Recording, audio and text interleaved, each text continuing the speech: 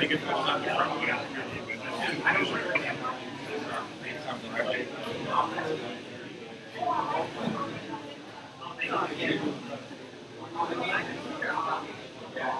Good evening, everyone.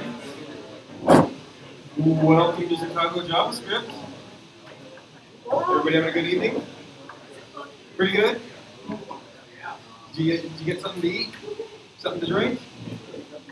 The space and all that provided by eNodeable. Let's give them a hand.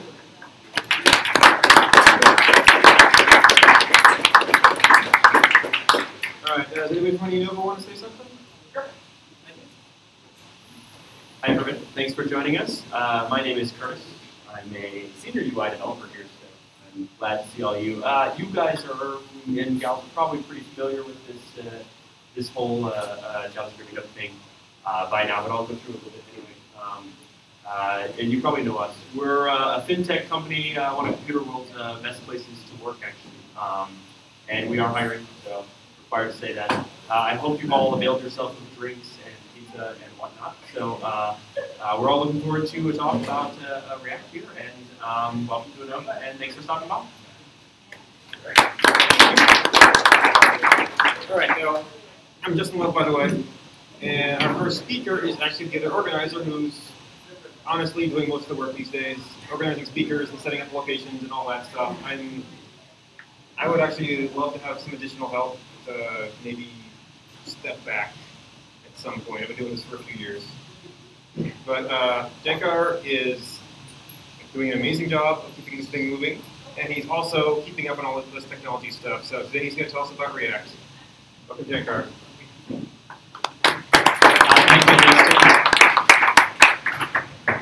So he was promoted to the manager, that's why he doesn't have to do anything for the meetup group and get the developers to the work. So that's the secret. And so the talk I want to do is like last few months React has changed.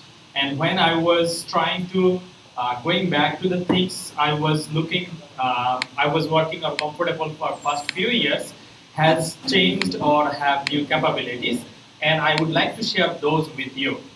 And before, did anyone of you didn't saw me giving a talk before? Anybody? Okay, so I have 3 slides for you, or actually 4. So that's what is the first. I was like, who is this guy? So I helped Justin to organize this meetup group, and also I have to pay my rent, so that's why I work somewhere as a senior web developer. And I like to talk or train people about React, Redux, or JavaScript, and enjoy like exploring JavaScript and the frameworks.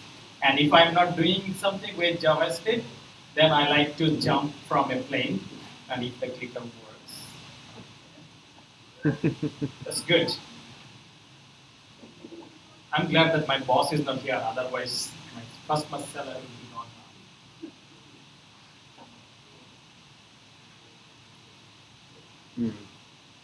Okay, so that's what I was jumping, and then if I'm not jumping, then I run marathon, 26 months. I've done it last 2 years. I'm planning to do it this year as well.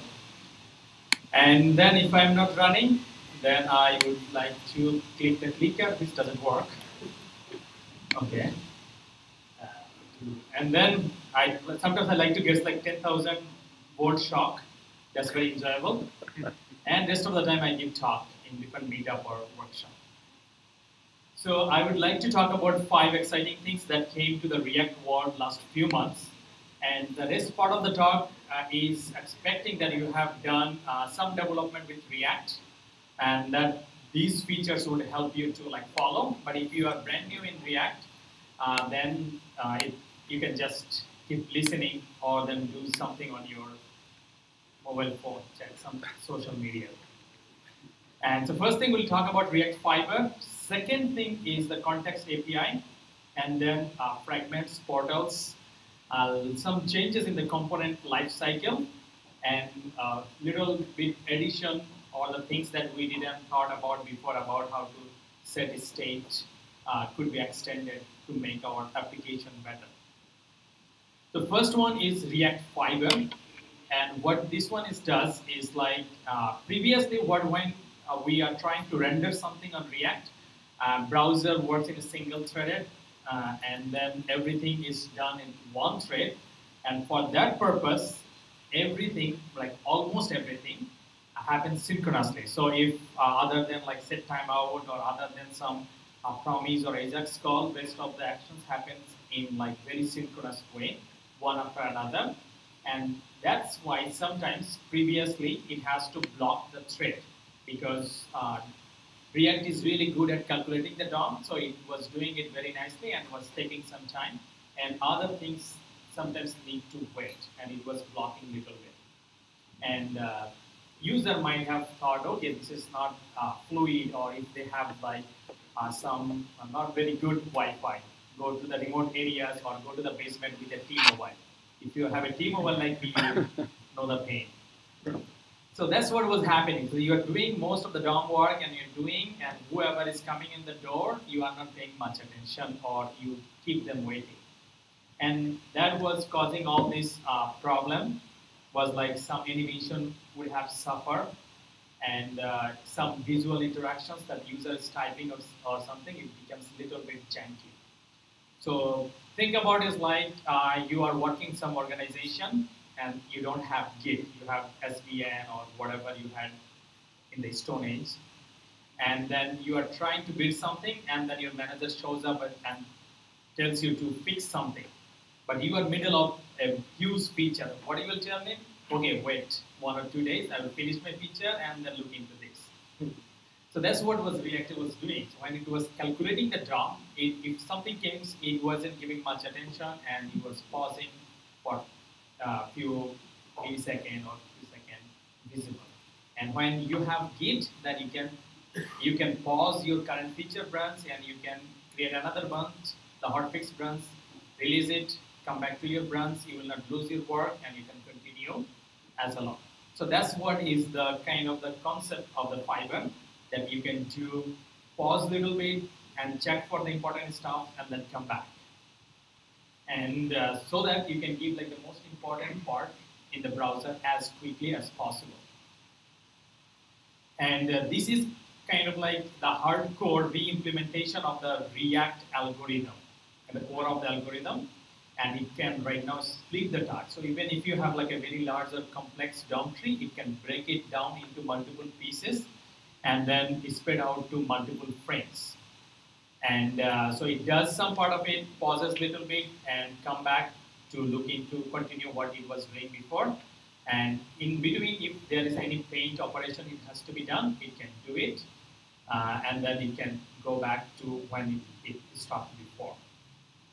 And this data structure they implemented to do this, they internally call it Fiber, and they told us that they call it Fiber. Now we started calling it Fiber as well. So it is something like that. Every small part when they are done, they come back and check anything has to be done, come back and do it. And it does it by priority basis. So like if it is very important, like user types something in the keypad, and they will give it as a high priority. And anything that goes could wait little more microseconds, it does. So that's kind of like a list. Synchronous things get the priority as it was before, and there are some off-screen stuff that it gets little less priority. And the reason is that doing it like so that you can break down smaller pieces, and then you get a link. And you will get like an overall better user experience. And then people might think this has a better performance and smoother interactions. So like two-person built like two nice demo for you guys. And the first one was, say, by default, if you do without stack, it goes and you see like it jumps. Because like it's doing some work and increasing the number of nodes there and the calculation, its animation becomes shaky. And user experience might suffer. So if you do like an asynchronous rendering by using this Fiber algorithm, in that case, it will become smoother. So that becomes like, if it comes back and then if it needs to change something for the animation in the UI, it can do it for you quickly. There is like another one that pretty much similar demo was built by React, some people in the React team. And if one is like, say, if you do this load it, you see like the spinning the rectangle pauses for a second. So you will see like if anything else is pauses. But if you do like an async way, in that case, it will not pause because it will get its attention. Something I'm getting displayed, but that's okay. We'll continue. So this is the first thing is like Fiber, you don't need too much. React will do it itself for you. You just need to be aware of, okay, this is the nice cool thing is added it here. And the second thing that came recently is the context. So previously, if you need to pass some data to the child component, that is like maybe 5, 6, 7 layer down, so you pass to the from your maybe app component to the next component, home component to like this your other component, then it goes to like a pass by component in all the way down there. And it becomes like every level you have to pass it, and if you add something in between, then you have to remember it, that things like your say current locale or the theme or maybe some user information, because everybody or somebody at the bottom layer needs to know about the user context to give him access to some particular button because he's an admin or he's not an admin, those kind of situations. And it becomes, it wasn't developer friendly because developer doesn't like typing a lot. So that's why this was the earlier version. I think okay. So previously it was like, say you declared in your app component some theme and you pass that theme to the child component and then it goes here, and think about there are multiple other components in between and then you use it. So you need to pass from here to this and then it was used in the button. With new context, that gives you the power to pass to like a pretty much make something available to all the children other than explicitly pass some parameter. And so that's what you will do. You will be like sharing some important or common values across different components. And the way you will create it is called like, if you can see it, this React create context, and you will create a context. And context, and when you have the creating the context, and the way you will use it is like you will create a provider, and it will have a value, and everything would be inside this provider will have this value without explicitly passing that to all these child components. And the way you will consume it anywhere is like you will go use like the theme context dot consumer. So the consumer will be consuming, and you will get that theme from the provider that was provided before. So in that case, in the middle guy doesn't have to remember or pass these props, rather he will be able to consume it from there. And the API it comes with the two things. One is like the provider and the consumer, and the provider you can set the values, and consumer will consume the values from there. And just don't kind of misuse it if you need to pass props like 1 or 2 level, rather than if you really need to share something, in that case use it, because you can become much more complicated with context. And in the advanced users is like, I have a link there. I will put the link of this slide to the meetup page. So if you need to, you can get all these slides. That you can dynamically create context, you can update from a nested component, and you can consume multiple contexts at the same time, and you can also use it inside like lifecycle methods, or how you will do it when you have like higher order components. So there is like few advanced uses if you need to bang around this thing. The third thing, or it is like first part of the third thing, is the fragment is very simple and smaller thing. Previously, there was a need for you to like, whenever you have more than one child, you need to wrap it around a div. And in that case, you need to get a lot of divs, like which doesn't have like any extra values, just because the React or JavaScript function actually has to return one thing. It cannot return 2 things. You have to wrap into one object or more than. That's why they needed to like they wanted you to return it inside a div or something. Now you can create an empty tag, and that's why you will be kind of like officially will not create a div or anything in the DOM, but you will be able to return from your component. And if you want to write it explicitly, you can do write react.fragment, or you can do just like just an empty brackets. There is like one extra addition. This is like 3.5 is the portals. And what portals is like, if you previously, if you need to create something like that is not part of the actual DOM, like a tooltip or maybe an overlay or maybe those kind of situation or models. In those cases, it was you need to do little workaround to put it in the right of the DOM because it's not actual part of the DOM, but you have to put on top of the DOM. So that was like a tricky situation, but they solve it by using the portals. So you can create like portal like this way, React DOM.create portals, and you can have like those external things that's not part of the root DOM as a separate div, and you can put elements by creating the portals and then pass it there. So you create like a portal and then bind it to external DOM, and then you can that will be on top of the existing DOM, and it will get extra properties. Like for example, if it's like a context, you'll be able to get the context inside the portals, or if it even bubbles up, so you'll be able to get in the parent node even bubble from the portals. So that's kind of like a nice way to do all these things. And then a little bit changes in the life cycles. Like those things was a little bit confusing, like where you will load the data was like component will mount, and that's not anymore. They told you to use the component did mount. So if you have like some code in your, you have like component will mount, you need to replace it. You have until React 17 to use it by using unsafe in front of this, and these three will be gone, like component will receive props and component will update. There are like a similar one for the first one, you will use component did mount. For the second situation, you will use the get derived state from props. And then for component will update is like get snapshot before update. So that like it doesn't create confuse and little bit explicit. And they created another one to catch the error so that like you can have like nice error message displayed in your application.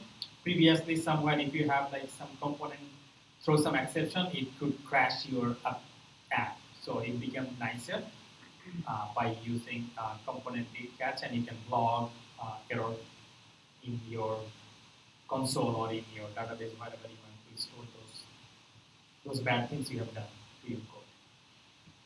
And so the life cycle, this is a very crazy. Ideally, I break it down to 3 pieces and explain to beginners.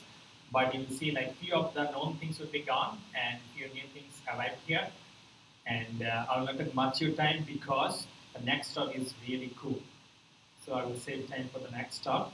And pretty much the last thing I would like to talk is like functional steady state. So previously, if you want to update a state, what do? You usually pass an object that has the property of the state that you want to change and the new value. And React take it and then apply those changes in the state, and then it do some kind of difference algorithm, and then it try to find out that what the minimum things it need to change in the DOM tree, and then it does the update. So that was doing good, but they come up with like some way that you can pass a callback function or a function to the set state that could make your life much better. And then this function takes like state and props so that like both values are available inside the function that you pass to the set state. Yes, you can still pass the object for the set state. On top of that, if you want, you can pass a function. And you can, from that function, you will return the object or that contains the proper, that contains the state that you want to change. So previously, you can do it like this. So you want to set a state in number of the pages, and you want to add +1, and you can count the pages in the corner. That has one extra piece over there. And beside this, you can pass a function. This is the name of the function. Add another feature that adds one feature, and for the set state, you are passing the function. So you can still do this way, or if needed, you can do it. So this might not show you any benefit, but if you see like other cases, then it becomes useful. So if you want to use like ES6 like function expression like this or arrow function, you can do it here, state and props, and you can do whatever the state you want to change. And the reason it's doing it is like all the set state function, it doesn't have to be inside your component. Rather, you can take it some other places, like it could be a common file somewhere where you have like all these functions, and the same kind of like set state method you can use different components. You can just import it and use it. So it doesn't have to be inside the component. Previously, it was mostly inside your component, or you pass it by props from your parent component. Now you can extract it to a separate file, and then you can use it. So that's one. But another useful thing is like you can control when set state will update the state. So from that function, you can return null. And if you return null, it will not do anything to the state, and it will not cause any kind of like unexpected re-rendering. So here you can do, so this is another example, that when you are trying to get course with new title, and if it's kind of like some particular new title is like the existing title, then you don't want to go to the React to figure out whether you can tell, okay, I don't need to change it, you just type the same thing.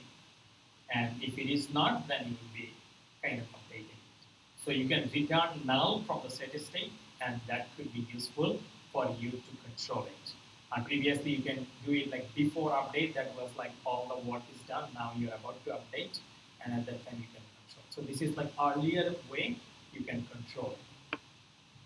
And the error handling is like, they kind of like updated error handling, and I will quickly go this stuff so that like you can, I kind of like covered part of it. So error messages becomes like a little more meaningful, and you can catch it and you can log it if needed. And there are like more detail about the error code if you can go to this link.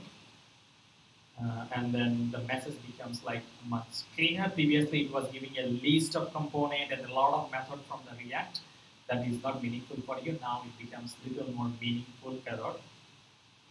And the last thing is like previously, if it is an unknown properties you are passing, React was ignoring. Now they want to pass it. That's pretty much it. And if you are new in React and whatever I said didn't make any sense, but you want to make your situation better, you can join me to build an e-commerce site. This will be like a only 15 people workshop. I think I have like 4 tickets left.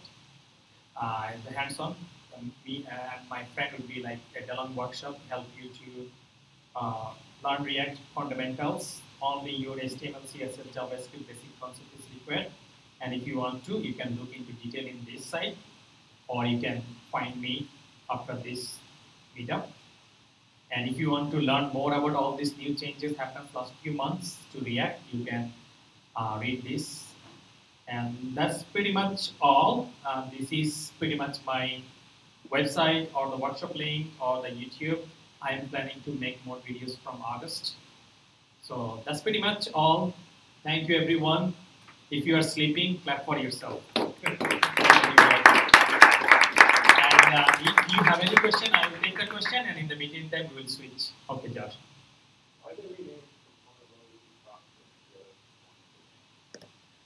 It's behavior changes, and also like because there was like two purpose you can use this. This became like more meaningful, I guess, like because we are getting the snapshot before its update. So you can compare that what is coming. So I think it's more meaningful for you other than confusing, because there are a few confusion with like will component will mount or did mount, and people use this like your Ajax called there. So that was one of the reasons. Go ahead. So for things like that, where they're just moving from one function to another, are there any tools you can use to just like go through your entire code base? Like I have hundreds of components. Yes. Like rename these things for me, so I don't have to use hundreds of error messages. I think there was some tool they are building. I didn't try it yet, but whatever they did wasn't very useful. They did like a big blog of like, I don't know, maybe like 1,000 lines before after, but that's not very helpful. You will definitely need a tool. I saw like people were asking like same tools in the Twitter, like Dan and a few other people. They're saying like they will be coming, but I didn't saw it. Okay. Oh, that you can do definitely. Yeah, it's pretty much, but you have to do the find tools for everything, right? So if it is a tool, like a lot of people does build those tools, like, or they do like a short term to leave it. People do like a measure version update, have the breaking changes and those kind of things. And those tools are useful because other than you could have missed one or two things because you have to go find out each and one. So tools are definitely useful, and it's a common practice for big framework to provide this kind of short term solution. Any other question? Yeah. Go ahead. So what are the thoughts on like when you should use that new context and maybe like connect it to one with the other? So would context be useful instead of a Redux-based application? Yes, it would be useful little bit, but say because if you go to the Redux one, you cost some expenses, right? You're going to the state and those things, and you are getting in like a React way to finding the some kind of global variable. Because if you select something from the store, you are getting little bit expenses than this way. But other than that, I don't see like much difference. It's pretty much same way because that's globally stored. You have now React is providing it, so that is the case. And then also it is kind of like your nicer way to know these are my app-wise properties or variables that I'm doing. Redux way is harder to know that which one is like my shared state and where is my app settings related configuration because they treat both all the same way. These are two things I can think of right now. Anything else? Yeah. Sure. When you get past them, you call that error handling function? So there is like two properties if you pass to this one. I forgot the signature, but I looked into it. I didn't implement it yet. So that will be my next weekend task. Cool. Another question? Okay, that's good. Okay. Then you sure. Yes. So they have like they are using for like few months actually. So they use as their comment and messenger already using this. Sure. Any other question?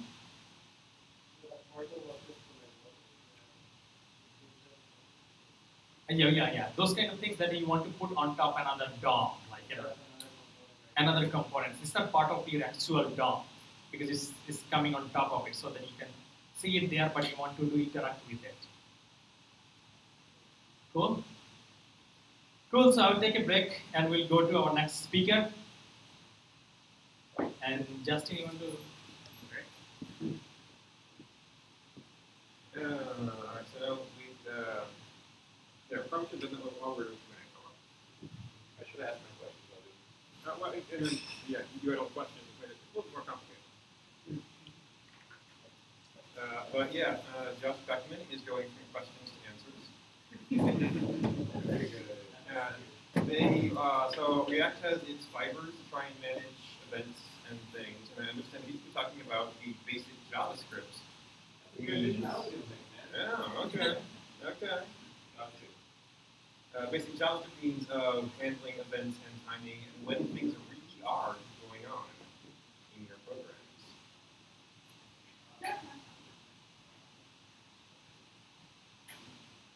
Cool. Very good. Great. See if this will.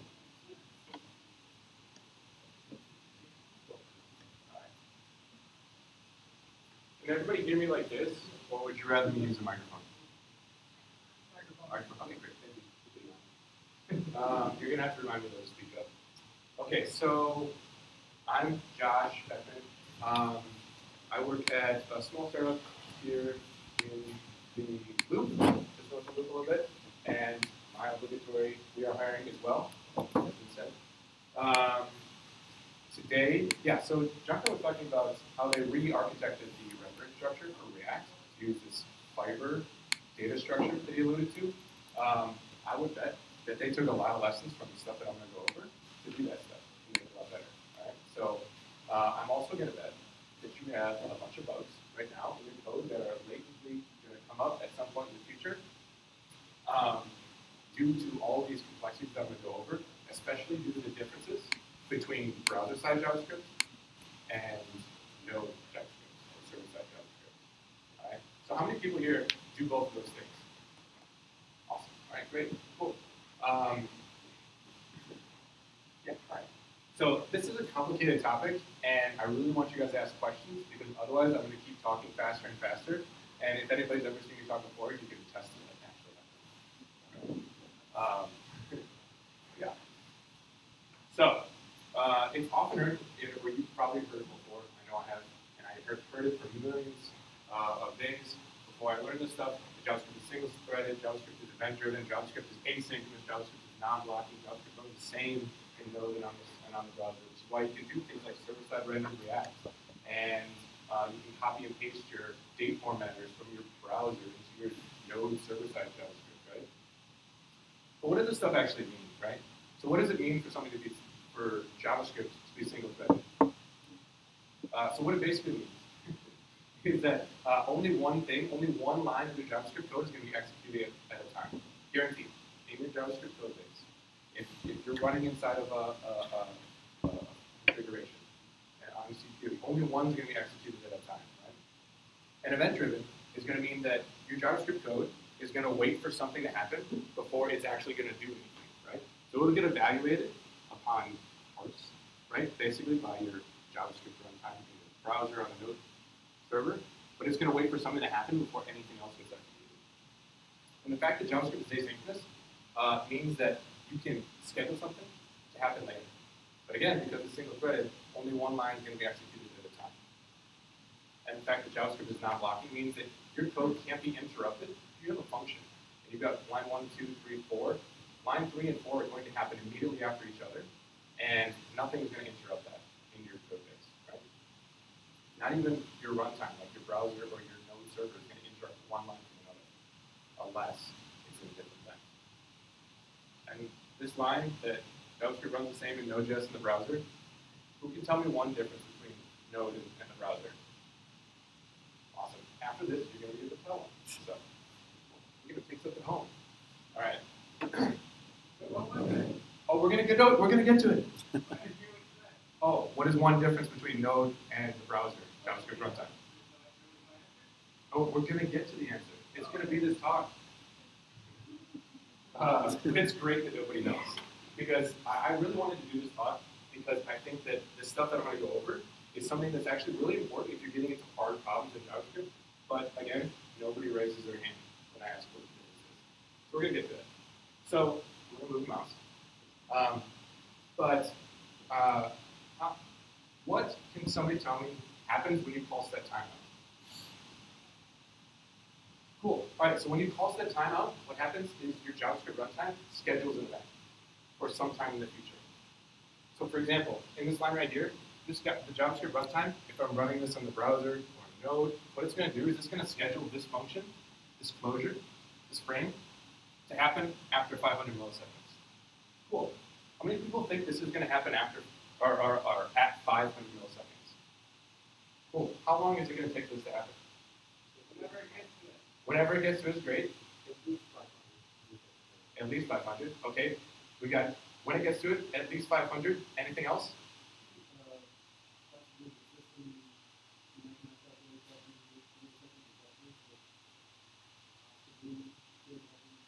Cool. System is unreliable. I never trust my system. Great.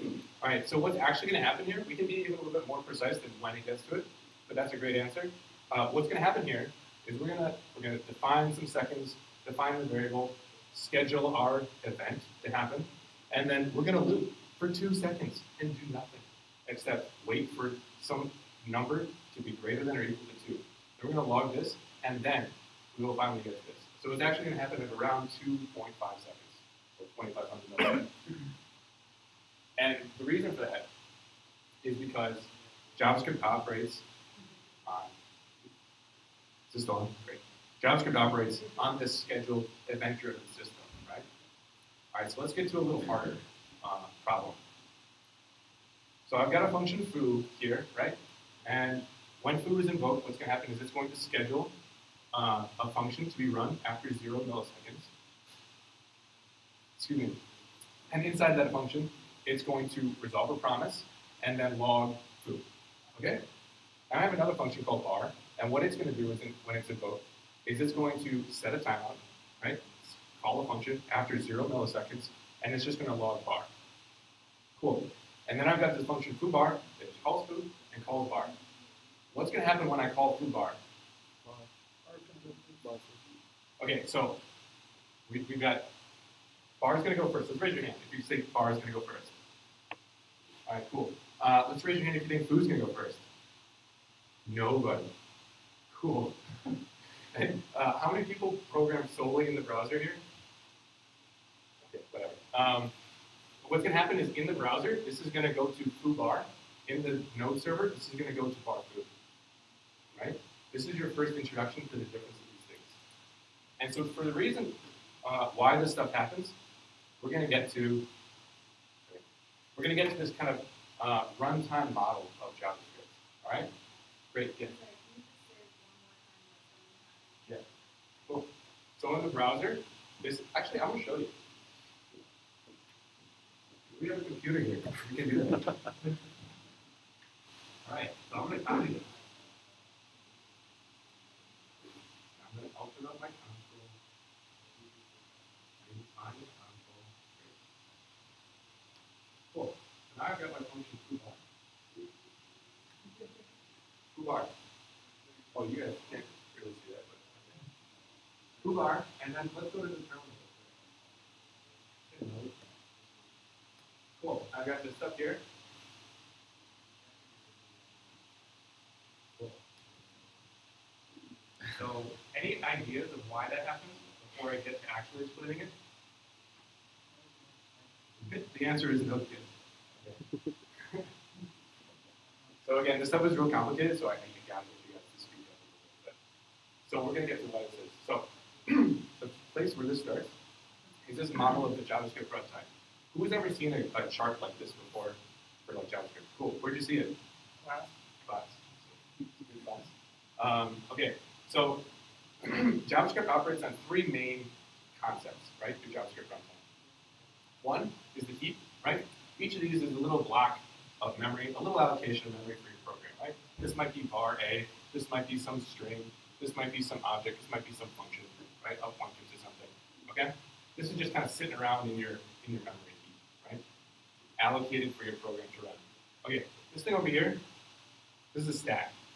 And so a stack is a sequence of frames. That's what each one of these little blocks are. When it's colored in as a little frame, each one of these frames is going to form a stack, right? So if I go back to this, foo, inside of this closure, this is going to be a frame on the stack, right? When I call this other closure here, this is going to form another frame in the stack. When console.log calls, that's going to be another frame in the stack, right? So you can see how this hierarchy forms, where one frame forms a closure around another frame, forms a closure around another frame, and that forms your stack, okay?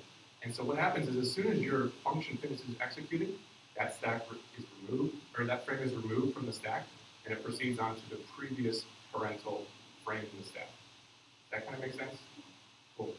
You've heard the term Stack Overflow before, right? That's when your computer runs out of those frames to allocate Stack Overflow. And so when I call foo bar, it's actually going to allocate one frame for foo, finish it off, and then allocate another frame for bar, and all the frames within bar form up the stack, come all the way back down. Okay? That is the stack. And this final concept down here, this final generalized concept, it's called a task queue, right? So each one of these down here is going to be a task in a queue, right? This is your actual execution environment right here, in the bottom left-hand corner, where your bottom frame in the stack is being executed, and then a child frame in the stack is being executed, and so on and so on. And these are messages or free frames that are waiting to be executed, okay? So when we go back to this, call foo, I form a frame, I set timeout. This is going to schedule a frame or a message in that task queue, right? So when I call this foo, inside of this set timeout closure, it's going to pop it right here, okay? To be run at some point in the future. This is why the answer of it's going to run at some point in the future is the correct one. It's because your browser just pushes it down onto the queue. And it keeps these in order, right? So your messages, your frames operate in sequence, in the sequence in which they were created. But it is in a queue, and so they get processed one at a time. And this is why your JavaScript is single-threaded, because it's only operating on one stack at a time, right? Here is the topmost frame in this stack. A lot of stuff. Any questions about this general diagram? We're going to get more specific about this stuff as we go. I mean, your browser runtime controls all this stuff, right? It allocates memory for you in the heap. It controls what's available in the stack. It controls the task queue that's going to be operated upon. But it's only operating on one frame at a time. Cool? And so what happens is, so let's say we erase this. What's going to happen is this next message is going to move down the task queue, next task. It's going to pop right here. Any frames that get subsequently created are going to flow up here. Once we finish the top one, we're going to pop back down, finish this one, pop back down, finish this one, it might create another, finish it, come back down, finish this frame, move it off the queue, and consider the next one. It repeats that process millions of times a second. Cool. So now we're going to get to the differences between Node and browsers on how they deal with this stuff.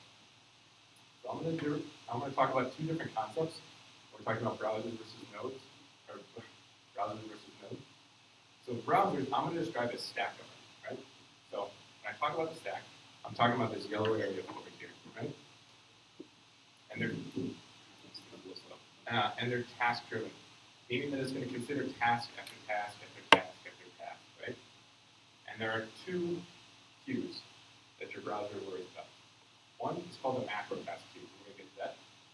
The other is called a micro task queue. We're going to get to that. Okay? These are two parallel queues. This is why this is a generalized model. There are two parallel queues that are going to be considered by your browser, okay, as it goes through. But both of them follow the same general runtime concept. Okay. Macro task queues. Macro tasks are things like events like clicks, loads, scroll, blur, focus. Those are events. Macro tasks are also timers, set timeouts, set interval. Okay. XHR requests and window messages. Who's ever used post message before in their JavaScript stuff? Cool. Did you write like a Shopify plugin one time? No, I think I have. Oh, okay. So never mind. If anybody's written stuff for Shopify, they use window messages a lot. But these are all macro tasks, okay? So this is the big beefy tasks that are in the main queue in your browser, right? You're going to consider one of these at a time. And depending on whether you're reading the HTML spec or Mozilla documentation, or Microsoft documentation, or Chrome documentation, these are either called macro tasks or events or messages. But I like macro tasks because that's the most common version. Okay. Any other questions on what a macro task is? Because we're going to get to micro tasks. Micro tasks are promises, right? Whenever you do promise.resolve, promise.then, promise.reject, those are promise micro tasks. And then any kind of object observation. So if you, anybody, no, we don't use this stuff anymore. It's a deprecated API, but technically object observers are micro tasks. And in the HTML spec, these are also called jobs. Okay? So again, these are two different classes of tasks that your browser is going to manage, and we're going to talk about how that happens. Okay. There's another third class of tasks that technically the browser operates on differently, which are called animation tasks. Has anybody ever written requestAnimationFrame before in their code? Okay, 3 people. I think a lot of you are lying. But animation tasks are a separate class of queue, okay? And we're going to get to how that process is as well. But the only thing that lives in your animation tasks that your JavaScript can control are requestAnimationFrame callbacks. Okay. So what is the browser event loop? Okay. So the browser event loop processes these tasks, these 3 classes of tasks, according to a very specific algorithm. This algorithm is run the oldest task in the macro task queue until the stack hits the bottom, right? again, when we talk about the stack hitting the bottom, we're talking about these orange squares being long, okay? So if this is a macro task, your browser will execute the frames in this stack until it hits the bottom. And then, and only then, it will run all the micro tasks in this micro task queue until it's empty. So if you have a set timeout and a set timeout and 5 promises inside each one, what's going to happen? It's going to run one set timeout, and then it's going to run 5 promises, and then it's going to run one set timeout, and then it's going to run 5 promises. Okay? We're going to get to some examples for this. So this helps explain that initial example we went through. Okay? After your browser is done running all the micro tasks it possibly can, there are no more micro tasks that happen. Once per frame, and this is depending on your screen refresh rate, they're normally once every 1/60th of a second, like the frame normally refreshes at 60 frames per second. Once every frame, it's going to run all the present tasks in the animation queue. Okay? So the animation queue again is that request animation frame. And so what's going to happen is, let's say you have 3 request animation frame callbacks. It's going to run 3 of them. If one of those request animation frames also schedules its own request animation frame, it won't consider it. Because it's just going to consider the ones that are existing when it gets to step number 3. Okay? And then, after it finishes those animation frames, it's again going to consider all the possible micro tasks because it's at the stack bottom. And so if you have one of those request animation frame callbacks that schedules 5 promises, it's going to again do a request animation frame, 3 of them, and then 5 promises, and then any other request animation frames that happen after that. And then rinse, repeat, loop, go back all the way through this again. Okay, this is a lot of information.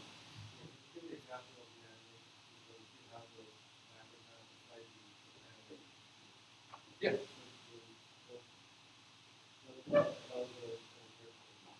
It will go in the 3rd stage. But I just put the 3rd stage here because it happens afterward. Basically what happens is your browser is in charge of scheduling animation frames once every 60 times a second. Once every 1/60th of a second. So 60 times a second, your browser will do the animation frames. It considers macro tasks thousands of times a second, right? Okay? If you do set timeout 0 and you just do like div style left plus equals 1 pixel, it's going to fly across the screen, right? It's going to blink like you're going to have a seizure probably, right? Because it happens thousands of times a second that it's going to do those macro tasks. Request animation frame is a very specific purpose for doing something once 60 times a second. Cool. Yeah, it's a good question. So if you wanted to do that, you would have to manually schedule them with your own set timeout. So who here program things before request animation frame? Cool, 3 of us. Yeah, 4 of us, 5 maybe even that. So what you used to do, remember, is you used to do set timeout 100 divided by 33, right? Because you were trying to emulate this browser refresh, your screen refresh rate. That's what you would do in that 120 times a second scenario. And again, the problem is you're not guaranteed to have it happen every 120 times a second, right? But it's the best you're going to do because the browser is going to do this request animation from 60 times a second. So let's go back to this example we talked about. Let's walk through this in this queue-based idea, okay? So let's identify the different tasks that are happening. Okay, so I call this foo bar. Is this a task? No, it's not a task. It's just a frame in the stack, okay? I call foo. Just again, just another frame on the stack. We get another frame. I'm in here. Call set timeout, right? What's going to happen? It schedules a macro task, right? Because it's a timer. Cool. Slow me down if I'm going to do that. Again, we schedule the macro task. Okay, now we forget about it because we're done with this frame. So we come back down into this foo bar frame, okay? Then we call bar. Okay, we pop up another frame on the stack. We schedule, again, a set timeout. So that pushes another event into the macro task queue.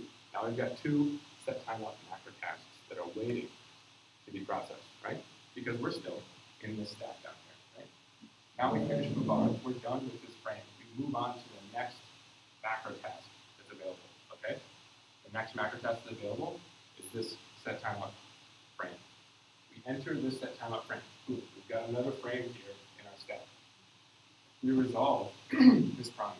Okay, what does that do? It schedules a micro task.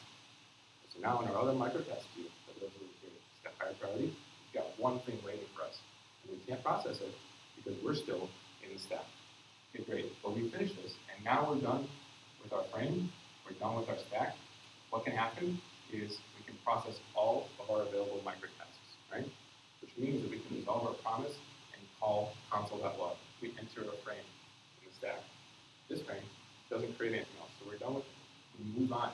Now, finally, we can move on to our other macro task that's awaiting in its macro task queue. Cool? Now, we can call console.log bar. And this is why in your browser, you go foo and then bar.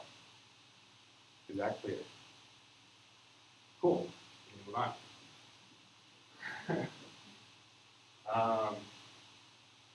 Animation tasks. And loop. Great. This is the loop again. I'm going to show you all this stuff later. Cool. And this is the visual representation of what we just went through, right? So again, here we've got two separate queues, each one with their own tasks that are scheduled, each one that can form their own frames when they're being executed by your browser runtime, your browser single thread, your browser non-blocking thread, your browser event-driven thread. Cool. And again, I went over this earlier. Macro tasks created in its own loop. So let's say your set timeout schedules another set timeout. What's going to happen is it's going to schedule another macro task and it is own queue, right? And your browser doesn't really care because it only processes one macro task at a time. Okay? Micro tasks. If your promise resolves, another promise resolves, another promise resolves, another promise, it will continue processing those micro tasks until there are no more micro tasks possible to process. Okay? We're going to get to why that is a problem. You should think about why that might be a problem. Animation tasks. What's going to happen is if you have 5 animation tasks, like I said before, it will process all 5. If one of them happens to schedule another animation task, it will wait for that 6th now animation task to process it the next time the loop comes around. Right? And so the reason for that is so that your animation changes that are going to happen in your browser should all be calculated at once because it's supposed to be doing that 60 times a second and not thousands of times a second. So it wants to get all those paint changes ready to go all at once. But if your paint change triggers another paint change, it doesn't want to consider that until the next time the loop comes around. Okay, why would this be a problem? The idea that microtasks created inside of another microtask are going to be processed until there are no more. Awesome. You should sit in the front. Yeah, that's exactly what's going to happen, right? So if you have a while loop that runs forever in your browser, right? What happens is you get that ugly little dialog box, right, in Chrome. You guys have seen that before? You will get exactly the same thing if you schedule promise after promise, promise, promise, promise. Because what will happen is your browser will finish every promise possible before it does anything else. It won't even let a GIF play, okay? It won't spin that little cube in the corner for the React render example. And this is why I think React rewrote their system. Because React used to use promises for scheduling update renders. And I bet you, what happens with Fiber, I bet you why they call it Fiber, I haven't looked into this yet, but I bet you why they call it Fiber is because Fiber is an array of things that need to be happening to update the render, and React itself is managing that queue. It's no longer letting the browser manage that microtask queue. It's now rendering itself in its own array, and it's going to schedule its own updates when it wants to via macro tasks, because that won't block rendering. No. I bet you they use the promises, but I bet you they maintain a count of how many things are happening and how long it's, and a millisecond probably count of how long it's happened since they rendered. And if it's been over 10 or 20 or something like that, they probably say, okay, screw it, skip on to the next thing in our macro task queue instead of doing any more render changes. That's what I would do. And that's what I've done. I'm going to get to an example in a little bit. But that's what I've done now. Step 2. Does it make sense, this prioritization structure for these queues? Great. Are asynchronous events micro tasks?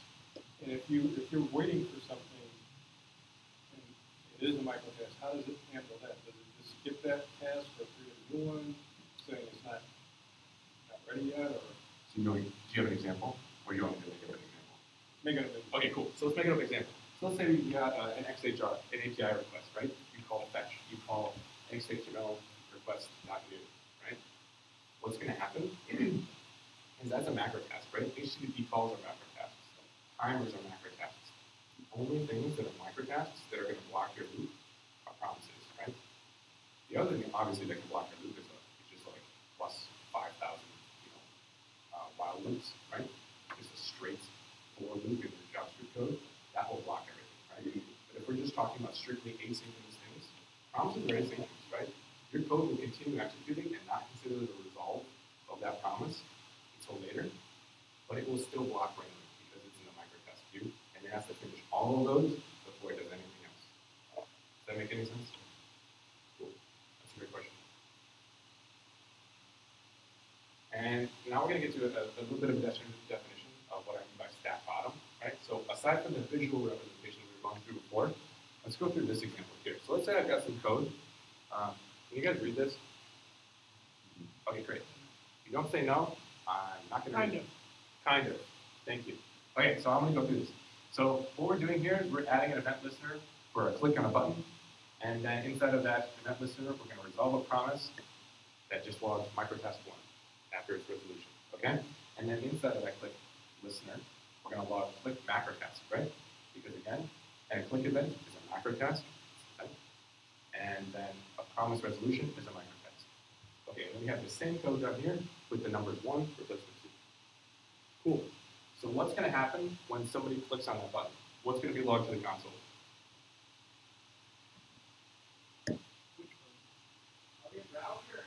Great question. We're going to consider this to be a browser because we've got buttons and an event listener. So that's a good question. Let's say we're in a browser. Is it going to be microtask 1, macrotask 1, microtask 2, macrotask 2? Cool. Can you say that louder? Cool. Okay. It's not actually going to be that. That's good though. You're awesome because you actually spoke up. So what's actually going to happen is we're going to come down here. We're going to get our click event. Okay? We're at the bottom of the stack because we've got a new event in the queue that needs to be handled. So we're going to consider, we're going to open up a new frame, right? Frame in the stack. We're going to come up here.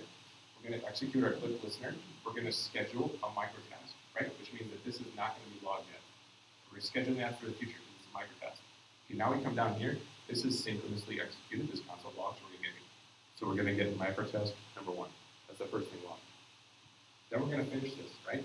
Okay, now we're at the bottom of this frame. This frame is done because we're finished executing this click handler. So we're done. Now, since we're done and at the bottom of the stack, we're going to consider all of our possible microtasks, which means now we get our microtask 1. Macrotask 1, microtask 1. Now, we're done with all of our microtasks, which means that we're free to consider the next major macrotask that is in queue, which is this other click listener.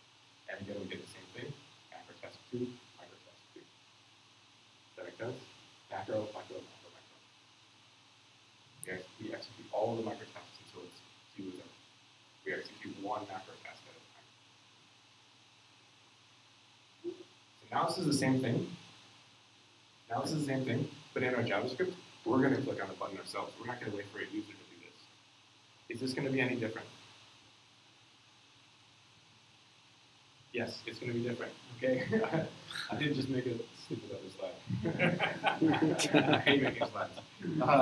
This is going to be different. Okay, and why is it going to be different? Right? It's different because we're not going to reach the stack bottom for it until a different point in time. Right? So we're going to execute this JavaScript. Once we reach here, we are still inside of our frame where we're evaluating all this JavaScript that's going to add an event listener. Right? So since we're still inside of this frame, this button click is going to be executed synchronously, which means now it triggers this frame to be added onto the stack. We are already inside of this button click frame, so now we're in another frame for this click listener. We're going to log click macrotask 1.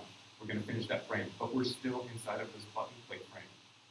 So now we're going to come over here to this other frame, this other event listener, push it on top of the stack. It's going to log macrotask 2. Then it's going to finish. Then it's going to finish the button click. We're done with that frame. We can now consider all of our microtasks, which means now we get microtask 1 and 2. in this instance, since our JavaScript is starting the stack itself, we're going to get a different order of the things. Who can think of an example where this might be really, really important? How about when you're writing automated tests? How about when you have your JavaScript testing itself, right? Yeah, that's a really easy way to get bitten by bugs like this. To get bitten by these different queues that are executed asynchronously and in different priorities. So if you have something that relies on 2 event listeners or 15 event listeners and then promise resolutions inside of them, you're going to get different orders depending on whether a user does something or whether you're testing something. Yeah, it's pretty cool. Yes, I would love to go back. Why does that make a difference? Great, okay, cool. So the reason it makes a difference is because when I'm evaluating this JavaScript, when I'm adding this event listener, right, I'm inside of a frame. I'm inside of a frame on the stack. So when I call this button click, it's not going to be done with the frame yet because I'm evaluating button click. And what's going to happen is I'm going to add a frame to the stack. And now I never reach the bottom of the stack. I never reach the point at which I can consider my micro tasks until all of my events have been triggered. Right? Because this event triggered is going to be synchronous when the JavaScript itself triggers it. Yes, yes. Because it's not, your browser isn't scheduling a task in the queue for that because your JavaScript is causing it to happen. Yeah, cool. There are a couple non-JavaScript macro tasks that will affect you, that will affect your macro tasks. And those things are your browser computing the styles it needs to render the page, your browser computing the layout it needs to render the page, and your browser actually painting the page, your browser actually painting pixel by pixel the differences. And so these things happen whenever your browser basically feels like it. If your browser is in charge of determining whether this stuff needs to happen, if nothing changes the way the browser should paint things, it won't reach these macro tasks for a long time. And if you're scrolling, it constantly runs through them because you're getting new information reaching the pixels all the time. So, sorry, I skipped like 5 times. Okay, sorry, these are the non-JavaScript macro tasks, and this is the order in which they occur. And I'm going to get, and this is why this is important. But so for the visual macro tasks, when you request an animation frame, again, it's going to happen 60 times a second. And for Chrome and Firefox and the HTML spec, it's going to happen before your browser computes any styles or layout or actually updates the page. Okay? For Safari and IE and Microsoft Edge, it will happen at the other side of this queue, which really sucks. Right? And the reason it really sucks is because let's say you have a div that's 500 pixels from the left, right? And you want to change that to be 400 pixels from the left. Okay? What's going to happen is in Chrome and Firefox, and what it should be doing is it's going to change that to 400 and then compute the styles and then compute the layout and then paint the screen. So it's just going to be at 400. You're never going to see that actually change. In Safari and IE, what's going to happen is it's going to start at 500 pixels and then it will move to 400 pixels. And the reason is because your browser has already painted it at 500 pixels. And then Safari is going to request an animation frame and update it to be 400 pixels. So this is really bad. And this matters for changing styles, right? So let's say you have some code that sets that 400, or sets that 500, and then sets that 400 inside of a request animation frame. On Chrome and on Safari, it's going to look very different to people. Does anybody have an idea of how to get around that? Knowing what we know about the order in which these things happen. Is there any way to get around this bug in 3 of the 5 browsers that I've got up here? Don't use IE, right? Tell all of your users not to use IE too. Cool. So the way you can get around that is really ugly. The easiest way to get around it is to call requestAnimationFrame. So you wrap it inside of 2. That will guarantee that it will go at least once around the loop. In Chrome and Firefox, it will go twice. But that's what you can do if you really want to get around this problem. And this is why you should send a lot of emails to Safari and IE to get this stuff together. Cool. So some general guidelines for browser JavaScript before we move on to Node. And again, we're going to computerize But for browser JavaScript, the easiest way when you're looking through that code, right, when we're going back to that idea of set timeout, bounce resolve, set timeout, and logging those things, identify your macro tasks, identify your micro tasks, and then find the stack bottom, and that's where all of your micro tasks are going to happen. Cool? Okay. I feel like everybody should get up and walk around, so we're going to move forward. Any questions on browser stuff? Great. So one thing I think I understand what you said, that the stack bottom is makeup. Cool. Like I'm not exactly sure how to know when we're at the bottom. Cool. Great. So you're at the bottom. When you're in JavaScript, there's no other JavaScript to be evaluated. So when you're at the last one. So in this example, right, in these 7 lines of code I've got here, yes, it's at the bottom. In this example, this is the bottom of your code, right? In one instance, and this is the bottom of your code in another instance, right? Because if your browser is triggering the event in this case, what's going to happen is it's going to call this. This is the first frame that's on the stack, this handler for your click event. And once it's done evaluating, once it's done executing, there's no other frame below it, right? Because your browser started this frame. So it is the bottom of the stack once it's done. Yeah. So you got to think about what is causing this code to be executed, right? If it's JavaScript that's causing it to be executed, then yeah, it's the end of the file. If it's your browser or an API request or a style change or something like that, an event listener of any kind, a timeout that's causing it to be evaluated, it's the end of that closure that is the bottom of the stack in this case. That's a great question. Yes? The Safari team, say what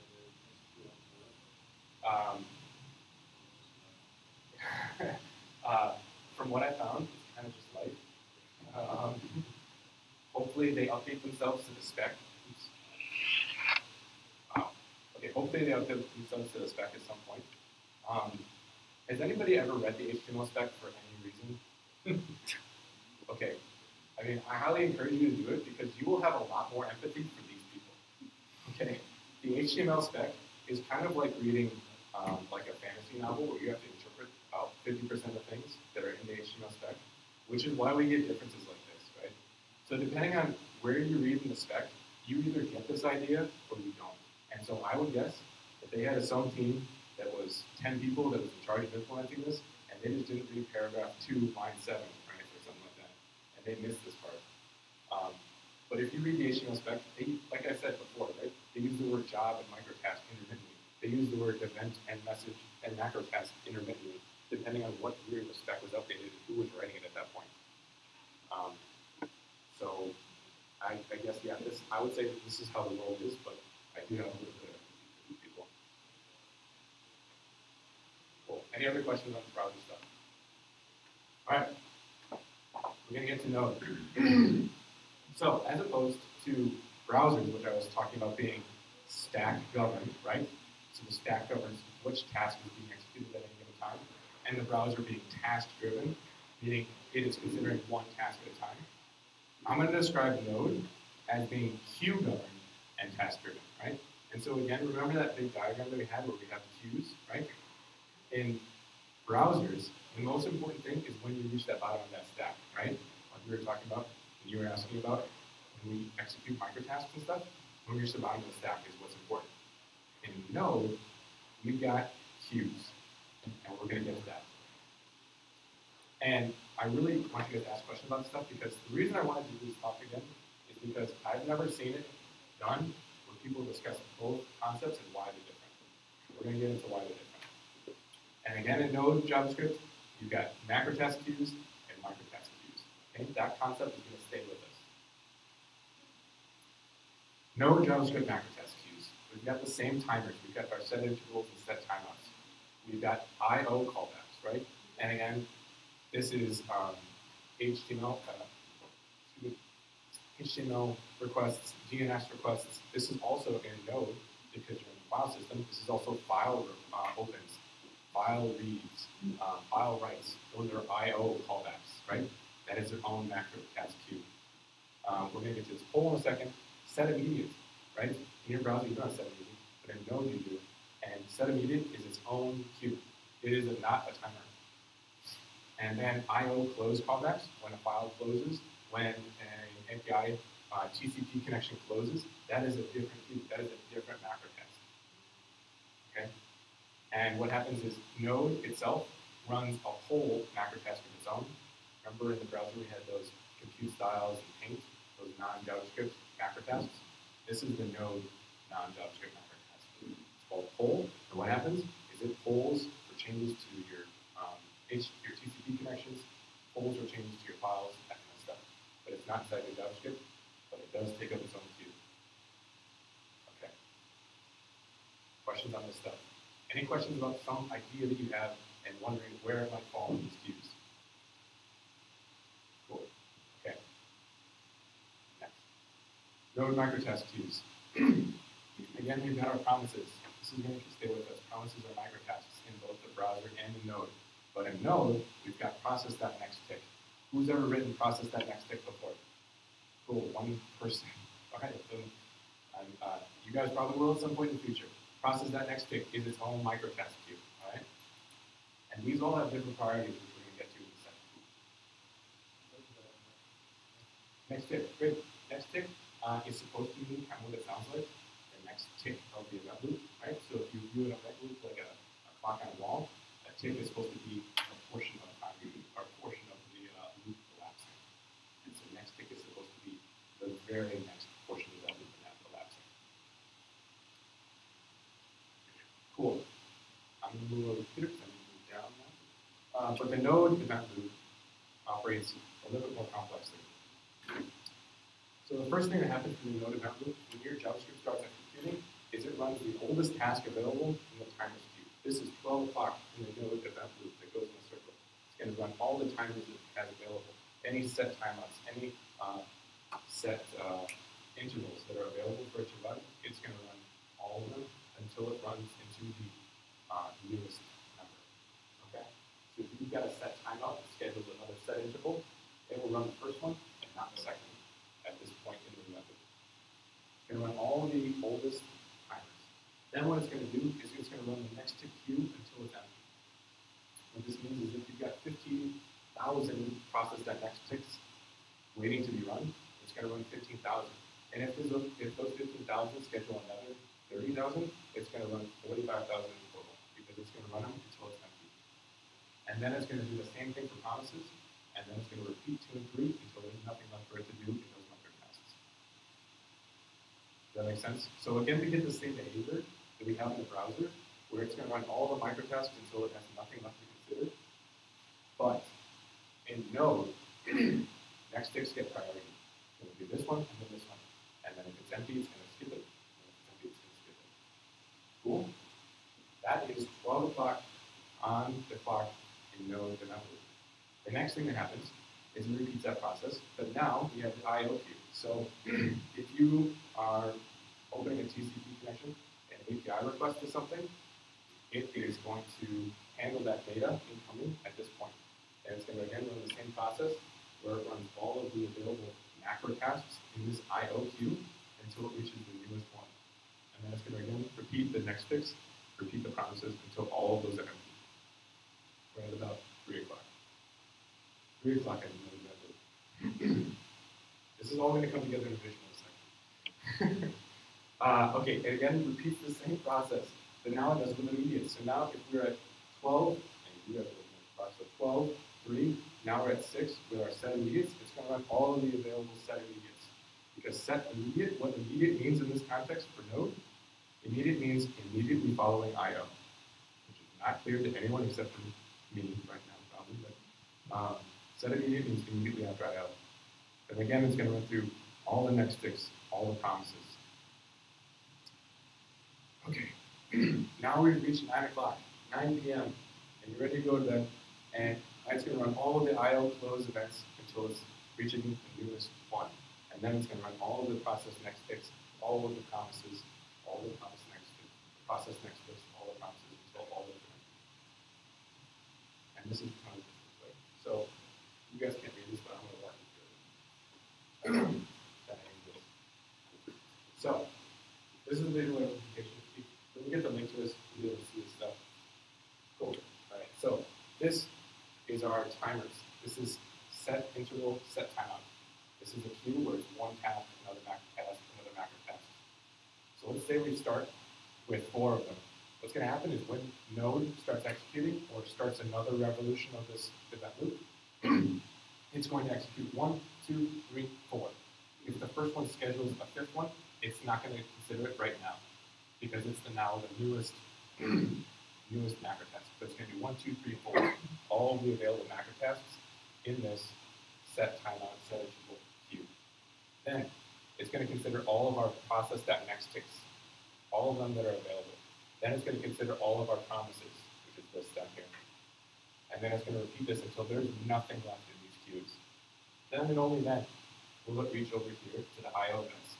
Any HTTP recalls that have data waiting, any files that have data waiting to be handled by your JavaScript, it's going to go again 1, 2, 3, 4, skip the 5th one. It's going to come over here, do all the next ticks, all the promises, all the next ticks, all the promises. Then comes down here to our setImmediates, the things that happen immediately after I/O. Repeat the same process, skip anything that's created during this process, and it's going to again consider all of these, and then repeat for our close handlers when a file closes, when an API call closes. Does this help? Okay. This diagram, some people try to draw it for the browser, but I think it makes a lot more sense for Node because there's actually a circle happening. In the browser, all it cares about are macro tasks as a general concept, and micro tasks as a general concept. Here, we have 4 distinct macro task queues. We have 2 distinct micro task queues. And this is why we get that difference in the original example, which I'm now going to go back to. This is all single thread. Okay. So in this example, right, the reason we get bar and foo in our node runtime is, again, we're going to run through this. We start with the execution of foo bar, right? We start a stack. We start a frame. We call foo. We start another frame. We schedule a set timeout macro task. Okay? We finish our frame on our stack. Come back down here to foo. We've got a macro task scheduled in the timers queue now, right? This is a specific queue. Now we come down here, we execute bar, we push another frame onto the stack. We again schedule another timeout. We again schedule another macro task in the queue. We finish our bar, we finish that frame, we finish our foo bar frame, we move on. We are now free to consider all of our available timers, which means we have 2 timers, which means that it's going to execute this frame, considers this frame, pushes it onto the stack, resolves or schedules the promise result, which schedules that in a microtask queue. Now, we finish this execution of this function, this closure, this frame in the stack. We push it off. If we were in the browser, what would happen next?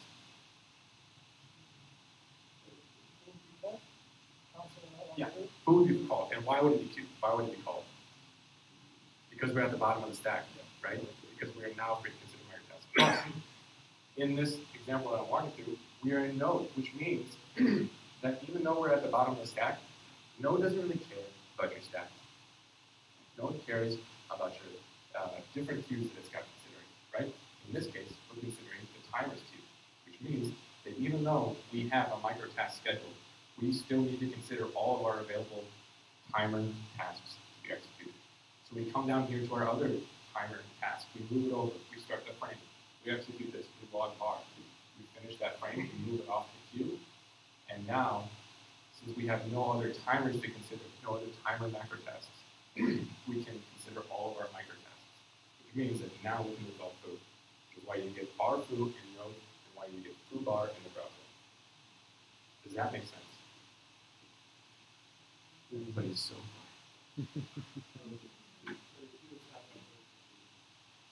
So say it again. The queues absolutely take priority. That is really important. Which is why I'm saying that Node is queue-based, right? Your browser is stack-based, right? What happens in the stack governs what happens in your browser. What happens in the queues governs what happens in Node. Does that make sense? That concept? Why? Why? It's a great question. And the reason for why is because different people built Node than people who built browsers. And also because you can actually do more things in Node, right? Like read files and close files, and, I don't know, a bunch of other stuff. You can do process.nextTicks. And so they thought, hey, we should have different rules to govern this stuff. But really the reason is different people build different things. Okay, so remember I was talking about that polling for I/O? That's your other Node JavaScript, or Node non-JavaScript macro task. And when that happens directly before your I/O callbacks, I wouldn't worry about it. I'm just mentioning it for completeness because I was mentioning the non-JS macro tasks in the browser. Great. Okay, so again, to recap, the Node JavaScript guidelines that I think you should consider are sort your tasks into queues. So if you're reading through your code, you should consider what's going to be a timer, what's going to be an I/O callback, like handling an API call, handling a file read. You should be able to sort out what is a setImmediate callback, because those are going to happen at different times and at specific times in that event, right? Your immediate, if it's scheduled at the same time as your timer, will never happen before it, right? Node is going to strictly follow that clock that we were going over before, and then watch your I/O starvation. Because with all those process.nextTicks and your promises that are being resolved, you can easily stop the loop from returning, right? So in your browser, you really need to try kind of hard in order for it to stop doing anything. But in the Node environment, you can easily schedule all these nextTicks, all these promises, all these nextTicks, and prevent it from moving farther along the loop. Does that make sense? Yeah. So remember the browser guidelines I was talking about is find the stack bottom, and you'll find where your promises are going to happen. And then sort your code into macro tasks and micro tasks. In Node, what I'm saying I focus on, and what I think you should focus on, are sorting your tasks into queues. So identify your macro tasks and micro tasks and sort them into the available, great, and sort them into the available 4 queues for macros and 2 queues for micros, and then make sure you don't have too many micro tasks that are calling each other. And so why does this stuff matter? Because I just went through a lot of things.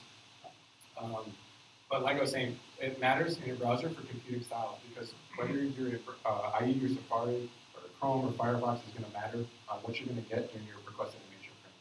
When you're automating your tests and you're clicking those buttons, you need to know what is going to be scheduled as a micro task and what is going to be scheduled as a macro task, because they're going to happen at different times in your tests than when your users are using them. Same thing for triggering manual events in your live code.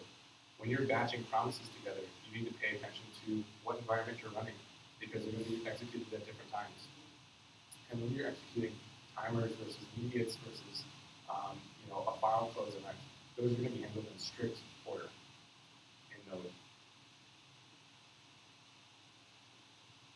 Okay, cool. So we've got 4 minutes, and I have extra stuff that's not imperative. It's like stupid quiz things. So if you guys have any questions, you should ask them now. Great.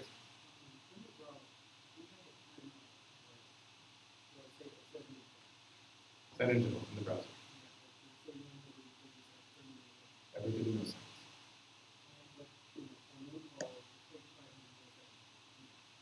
Okay. Yes.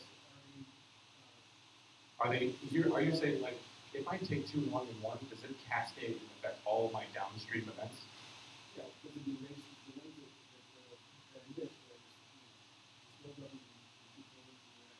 It does not erase them. It does not push everything back as if like we were all standing in line and I pushed everybody back. But what happens is it does shorten the elapsed time in between them, right? So let's say in your example, you've got a set interval that runs every 30 milliseconds. And one of those examples, it takes 50 milliseconds, right, to execute. Then what happens is the next one happens, the next one occurs in only 10 milliseconds because it was scheduled ahead of time. Right. Yep.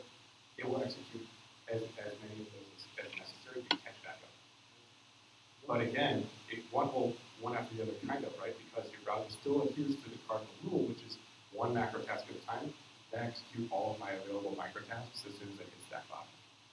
So if you've got 500 milliseconds inside of your set interval, and you have a bunch of promises, it's still going to execute those promises in between any set interval. That's a good question. Great. I have a question. So what happens to an environment like Electron where you have access to the node environment when you're in the browser? Yeah, so you actually are running in 2 different environments, right? So you're running in a node environment and you're running in a browser environment, right? So it's actually running a browser in the UI area, and it's actually running Node in a different area, right? You write 2 files to execute those areas.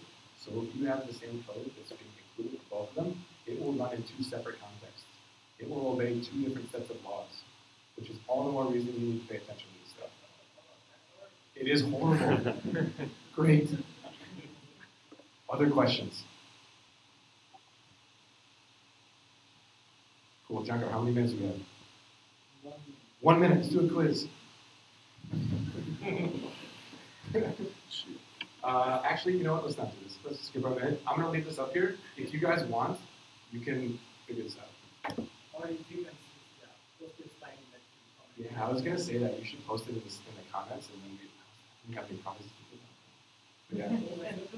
Yeah. Anyway, this is, there's more bonus things, which you can ask me about later if you want. These are great resources. There are a lot of resources for browser event loops and node event loops, but some of them are very, very wrong. So you should consider these, because these are handpicked to be correct and also not waste your time with a bunch of stupid jokes. And then we are again hiring an office love, and this is the URL where you can get all of this information, and I will update it if I find anything else. Thank you very much.